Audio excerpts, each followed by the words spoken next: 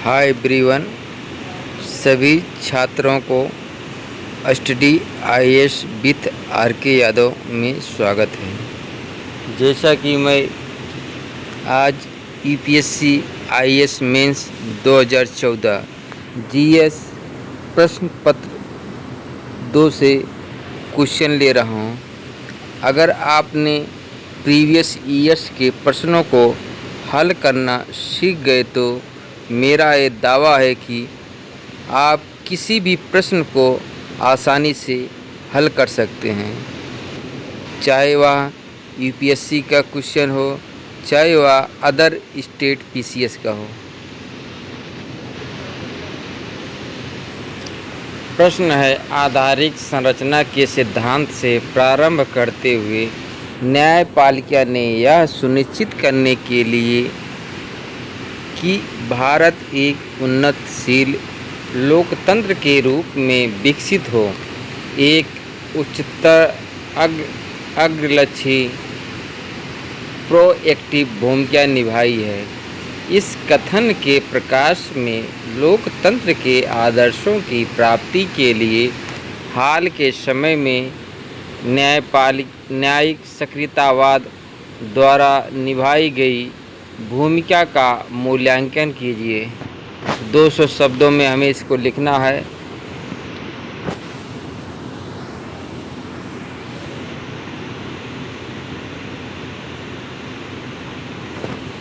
सबसे पहले हम भूमिका पर चलते हैं।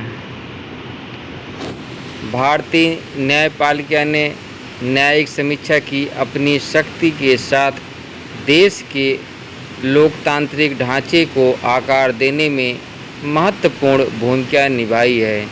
भारत में न्यायिक सक्रियता ने कई मायनों में लोकतंत्र के सिद्धांतों को लागू करने और सुरक्षित रखने में मदद की है। बुनियादी संरचना सिद्धांत पहली बार ऐतिहासिक केशवानंद भारती बनाम केरल राज्य मामला 1973 में पेश किया गया था। यह न्यायिक सक्रियता का एक उदाहरण है। यह सिद्धांत मानता है कि सरकार में राजनीतिक परिवर्तन के बावजूद संसद संविधान की बुनियादी संरचना में संशोधन नहीं कर सकती है, जिससे उसके मौलिक सिद्धांतों को संरक्षित किया जा सके। अब हम मुख्य भाग पर चलते हैं। लोकतंत्र के आदर्शों को प्राप्त करने में न्यायिक सक्रियता की भूमिका। अब पहले हम मौलिक अधिकारों का संरक्षण के बारे में समझेंगे। उदाहरण के लिए अनुच्छेद 21 जो जीवन और व्यक्तिगत स्वतंत्रता के अधिकार की गारंटी देता है की व्यापक रूप से व्याख्या की गई है। मेनका गांधी बनाम भारत संघ मामले 1978 में अदालत ने फैसला सुनाया कि जीवन के अधिकार में सम्मान के साथ जीने का अधिकार भी शामिल है। न्यायमूर्ति के.एस. पुट्टास्वामी सेवानिवृत्त और अन्य बनाम भारत संघ और अन्य 2017 मामले में उच्चतम न्यायालय ने न्यायिक सक्रियता का प्रदर्शन करते हुए अनुच्छेद 21 के तहत निजता के अधिकार को मौलिक अधिकार के रूप में मान्यता दी। अब हम जनहित याचिका PIL के बारे में जानेंगे। जनहित याचिकाएं भारत में न्यायिक सक्रियता के लिए एक शक्तिशाली उपकरण रही हैं। उच्चतम न्यायालय ने SP गुप्ता बनाम भारत संघ 1981 में अपने फैसले में लोकस स्टेंडी के पारंपरिक नियम में ढील दी, जिससे भारत के किसी भी नागरिक को सार्वजनिक हित के मामलों में कानूनी उपचार के लिए अदालत का दरवाज़ा खटखटाने की अनुमति मिल गई। अब हम पर्यावरणीय न्यायशास्त्र के बारे में देखेंगे।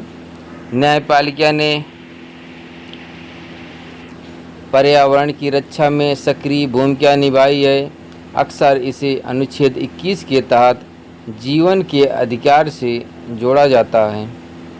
एम.सी. मेहता बनाम भारत संघ 1986 मामले में उच्चतम न्यायालय के फैसलों के कारण दिल्ली में प्रदूषण फैलाने वाले कई उद्योग बंद हो गए, जो न्यायपालिका की सक्रिय भूमिका को दर्शाता है। अब हम धर्मनिरपेक्षता और सामाजिक न्याय की रक्षा के बारे में देखेंगे। न्यायपालिका ने भी भारतीय संविधान की धर्मनिरपेक्ष प्रकृति को बरकरार रखा है, जैसा कि एस.आर. बोम्मई बनाम भारत संघ 1994 में कहा गया है। अब हम नियंत्रण और संतुलन के बारे में देखेंगे। न्यायिक समीक्षा के माध्यम से न्यायपालिका ने सरकार की विधायी और कार्यकारी शाखाओं पर नियंत्रण बनाए रखा है, शक्ति के किसी भी दुरुपयोग को रोका है और कानून का शासन सुनिश्चित किया है। ये दोनों प्रमुख लोकतांत्रिक सिद्धांत हैं। हालांकि यह ध्यान देने योग्य है कि भारत में न्यायिक सक्रियता की न्यायपालिका की सीमाओं को लांघने और विधायी और कार्यकारी शाखाओं के अधिकार क्षेत्र का उल्लंघन करने के लिए भी आलोचना की गई है। इससे देश में न्यायिक सक्रियता और न्यायिक संयम के बीच संतुलन की आवश्यकता पर बहस छिड़ गई है। अब हम निष्कर्ष पर चलते हैं। भारतीय न्यायपालिका ने अपनी सक्रियता के माध्यम से लोकतंत्र के आदर्शों को प्राप्त करने में महत्वपूर्ण योगदान दिया है। मौलिक अधिकारों की रक्षा, जनहित याचिकाओं के माध्यम से सार्वजनिक हित की रक्षा, पर्यावरणीय न्यायशास्त्र और धर्मनिरपेक्षता की रक्षा में न्यायपालिका की सक्रिय भूमिका ने एक मजबूत और प्रभावी लोकतंत्र की स्थापना की है।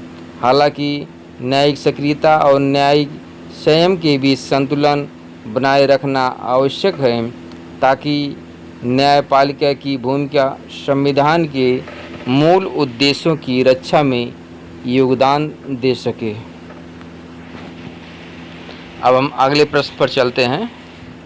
प्रश्न है, यद्यपि परिसंघीय सिद्धांत हमारे संविधान में प्रबल हैं और वह सिद्धांत संविधान के आधारिक अभिलक्षणों में से एक हैं, परंतु यह भी इतना ही सत्य है कि भारतीय संविधान के अधीन परिसंघवाद एक सशक्त केंद्र के पक्ष में झुकता हुआ है। यह एक ऐसा लक्षण है जो प्रबल परिसंघवाद की संकल्पना के विरोध में है। चर्चा कीजिए। पहले हम प्रश्न को समझने का प्रयास करेंगे।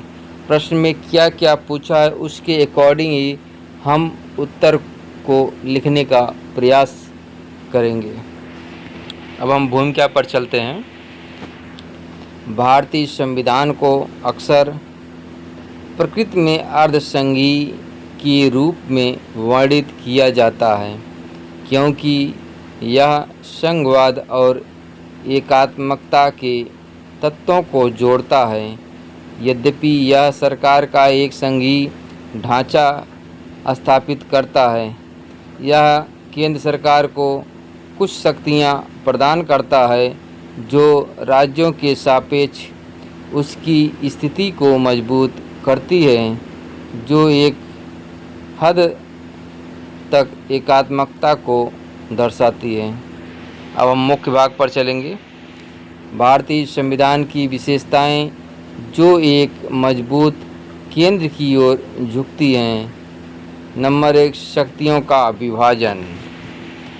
भारतीय संविधान के तहत केंद्र और राज्यों के बीच शक्तियों को 3 सूचियों के माध्यम से वितरित किया जाता है: संघ सूची, राज्य सूची और समवर्ती सूची, जैसा कि अनुच्छेद 246 में वर्णित है। हम पॉइंट 2 आपातकालीन शक्तियों के बारे में देखेंगे। आपातकाल के दौरान केंद्र को व्यापक शक्तियां दी गई हैं, जैसे अनुच्छेद 352, 356, 360। अब हम राष्ट्रीय आपातकाल के दौरान केंद्र राज्य सूची में सूचीबद्ध किसी भी विषय पर कानून बना सकता है। किसी राज्य में राष्ट्रपति शासन के दौरान कार्यकारी शक्ति केंद्र में स्थानांतरित हो जाती है और संसद उस राज्य की विधायी शक्तियां ग्रहण कर लेती हैं। हम तीसरा पॉइंट देखेंगे, अखिल भारतीय सेवाएं। संविधान आईएएस, आईपीएस, आईआरएस, आईएफएस आदि जैसी अखिल भारतीय सेवाओं का प्रावधान करता है, जो अनुच्छेद 312 में वर्णित है। चौथा है राज्यपाल की भूमिका। राष्ट्रपति अर्थात केंद्र सरकार द्वारा नियुक्त राज्यपाल के पास कुछ विवेकाधीन शक्तियां होती हैं, जिसमें राष्ट्रपति के विचार के लिए कुछ विधेयकों को आरक्षित करने की शक्ति भी शामिल है। पांचवा है वित्तीय संबंध। राज्यों की तुलना में केंद्र का वित्तीय संसाधनों पर अधिक नियंत्रण है। अनुच्छेद 368, 293। राज्य क्षेत्रों पर संसद की शक्ति। संसद संबंधित राज्य की सहमति के बिना राज्यों की सीमाओं को बदल सकती है या एक नया राज्य बना सकती है। अनुच्छेद 3 में वर्णित है। हालांकि ये विशेषताएं एक मजबूत केंद्र की ओर झुकती हैं, लेकिन यह भी सच है कि भारतीय संविधान सहकारी संघवाद का प्रावधान करता है, जो केंद्र और राज्यों को राष्ट्रीय प्रगति के लिए मिलकर काम करने के लिए प्रोत्साहित करता है।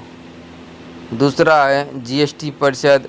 सहकारी संघवाद का एक उदाहरण एक संवैधानिक निकाय है जो जीएसटी दरों पर सिफारिशें करती है और इसमें केंद्र और सभी राज्यों के प्रतिनिधि शामिल होते हैं।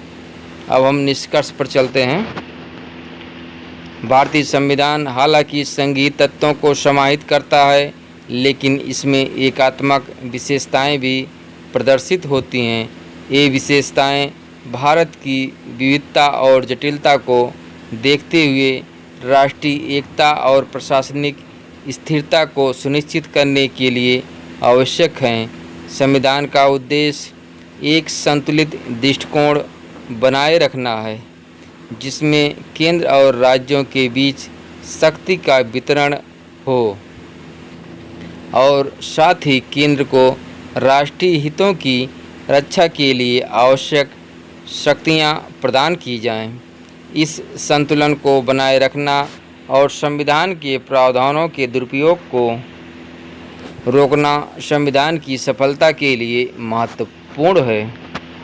अब हम अगला प्रश्न पर चलते हैं। संसद और उसके सदस्यों की शक्तियां, विशेषाधिकार और उन्मुक्तियां, इम्यूनिटीज, जैसे कि वह संविधान की धारा 105 में परिकल्पित हैं, अनेकों असंहिताबद्ध, अनकोडिफाइड और अपरिगणित विशेषाधिकारों की जारी रहने का स्थान खाली छोड़ देती हैं।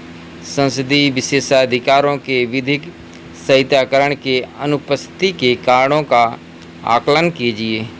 इस समस्या का समाधान क्या निकला निकाला जा सकता है वो स्पष्ट कीजिए। 200 शब्दों में हमें इसका उत्तर लिखना है। सबसे पहले हम भूमिका पर चलते हैं। भारतीय संविधान की धारा 105 संसद और उसके सदस्यों को विशेषाधिकार और उन्मुक्तियां प्रदान करती हैं जो संसद की स्वतंत्रता और कार्यप्रणाली को सुरक्षित करती हैं। ये विशेषाधिकार संसद के कार्यों को प्रभावी और स्वतंत्र रूप से संचालित करने के लिए आवश्यक होते हैं। हालांकि इन विशेषाधिकारों का विधिक संहिताकरण नहीं किया गया है, जिसमें कई मुद्दे उत्पन्न होते हैं। अब हम मुख्य भाग पर चलेंगे। इन संसदीय विशेषाधिकारों के कानूनी संहिताकरण के अभाव में कई कारण योगदान करते हैं। नंबर 1, लचीलापन। संहिताकरण की कमी इन विशेषाधिकारों की व्याख्या में अधिक लचीलेपन की अनुमति देती है। यह संसद को बदलती परिस्थितियों के अनुकूल ढलने और अपनी गरिमा और दक्षता को बनाए रखने की अनुमति देता है, जैसा वह उचित समझे। दूसरा है स्वायत्तता और स्वतंत्रता। इन विशेषाधिकारों की गैर संहिताबद्ध प्रकृति को न्यायिक जांच से संसद की स्वतंत्रता सुनिश्चित करने के लिए डिजाइन किया गया है। तीसरा है परिभाषा में कठिनाई। इन विशेषाधिकारों को सटीक शब्दों में परिभाषित करना और गिनाना उनकी जटिल और व्यापक प्रकृति के कारण एक चुनौतीपूर्ण कार्य हो सकता है। हालांकि संहिताकरण की अनुपस्थिति भी कुछ समस्याएं पैदा करती हैं। इससे मनमाना या असंगत अनुप्रयोग हो सकता है। इससे जनता के लिए इन विशेषाधिकारों को समझना कठिन हो सकता है, जिससे पारदर्शिता और जवाबदेही प्रभावित होगी। अगला है समस्या का समाधान निम्नलिखित तरीकों से किया जा सकता है। नंबर 1, संहिताकरण। इससे विशेषाधिकारों को जनता के लिए अधिक पारदर्शी और समझने योग्य बनाने में मदद मिलेगी और यह संसद सदस्यों के लिए स्पष्ट दिशा निर्देश प्रदान करेगा। दूसरा है न्यायिक समीक्षा।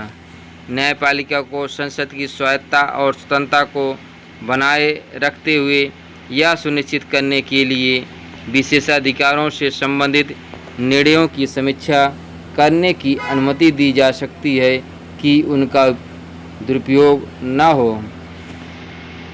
अब हम निष्कर्ष पर चलते हैं। भारतीय संविधान में संसदीय विशेषाधिकारों की गैर संहिताबद्ध प्रकृति लचीलेपन और संसद की स्वतंत्रता को सुनिश्चित करती है। हालांकि यह पारदर्शिता, स्थिरता और सार्वजनिक समझ की दृष्टि से चुनौतियों का सामना करती है। संहिताकरण, नियमित समीक्षा, न्यायिक नियंत्रण और सार्वजनिक जागरूकता के माध्यम से इन समस्याओं का समाधान किया जा सकता है, जिससे एक अधिक जवाबदेह और प्रभावी संसदीय प्रणाली की दिशा में कदम उठाया जा सकता है। अब हम अगला प्रश्न पर चलते हैं। आप वाक और अभिव्यक्ति स्वतंत्र संकल्पना से क्या समझते हैं? क्या इसकी परिधि में घृणा वाक भी आता है? भारत में फिल्में अभिव्यक्ति के अन्य रूपों से तनिक भिन्न स्तर पर क्यों है? चर्चा कीजिए।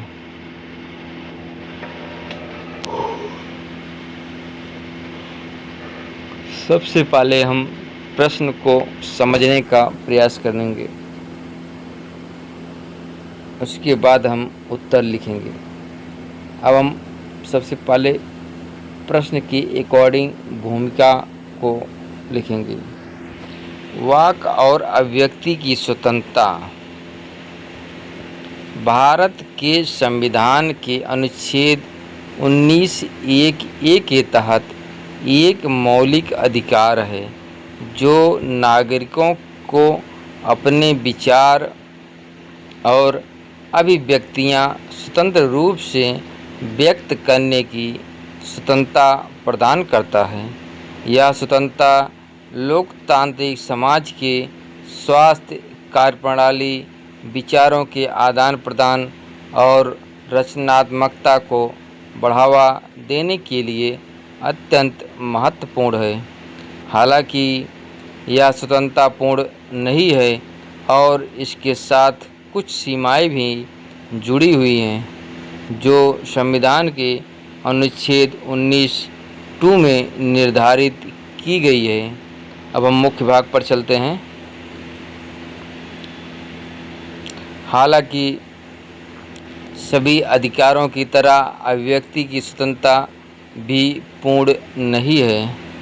नंबर 1, यह भारत की संप्रभुता और अखंडता, राज्य की सुरक्षा, विदेशी राज्यों के साथ मैत्रीपूर्ण संबंधों, सार्वजनिक व्यवस्था, शालीनता, नैतिकता के हित में या अदालत की अवमानना, मानहानि या किसी को उकसाने के संबंध में कुछ प्रतिबंधों के अधीन है।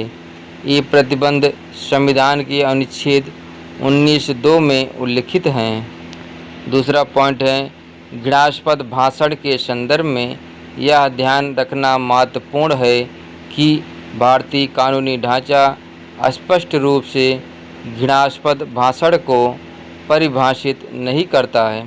हालांकि इसे भारतीय दंड संहिता (IPC) की विभिन्न धाराओं जैसे धारा 153A, 153B, 295A और 505 में संबोधित किया गया है। फिल्मों के मुद्दे की ओर मुड़ते हुए वह वास्तव में भारत में अभिव्यक्ति की स्वतंत्रता के क्षेत्र में एक अद्वितीय स्थान रखते हैं। तीसरा है, सिनेमेटोग्राफ अधिनियम 1952 के तहत भारत में पूर्व सेंसरशिप के अधीन है, जिसने केंद्रीय फिल्म प्रमाणन बोर्ड CBFC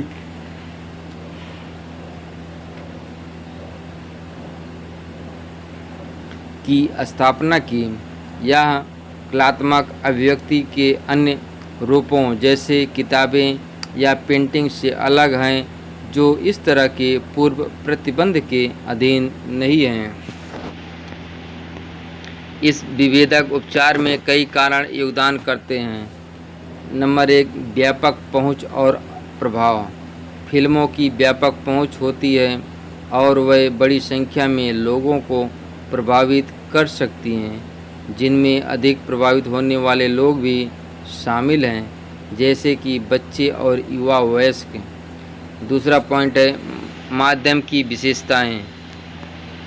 फिल्मों की दृश्य श्रव्य प्रकृति गहरा प्रभाव डाल सकती हैं और मीडिया के अन्य रूपों की तुलना में भावनाओं को अधिक आसानी से उत्तेजित कर सकती हैं। 2018 में फिल्म पद्मावत पर हुए विवाद में देखने को मिला। यह CBFC से मंजूरी के बावजूद फिल्म को कुछ समूहों के हिंसक विरोध का सामना करना पड़ा, जिनका मानना था कि यह इतिहास को गलत तरीके से प्रस्तुत करता है और उनकी भावनाओं को आहत करता है। अब हम निष्कर्ष पर चलते हैं। अभिव्यक्ति की स्वतंत्रता एक मौलिक अधिकार है, लेकिन इसके दुरुपयोग को रोकने और सामाजिक शांति बनाए रखने के लिए इसके उपयोग में कुछ सीमाएं लागू की जाती हैं। भारतीय कानूनी ढांचा घृणास्पद भाषण और अन्य संवेदनशील मुद्दों को नियंत्रित करने के लिए प्रभावी प्रावधान करता है। फिल्मों के संदर्भ में उनकी व्यापक पहुंच और प्रभाव के कारण उनके लिए विशिष्ट नियम और सेंसरशिप की आवश्यकता होती है। संतुलन बनाए रखने और अभिव्यक्ति की स्वतंत्रता को संरक्षित करने के लिए एक सूक्ष्म दृष्टिकोण और सार्वजनिक जागरूकता की आवश्यकता है। अब हम अगले प्रश्न पर चलते हैं।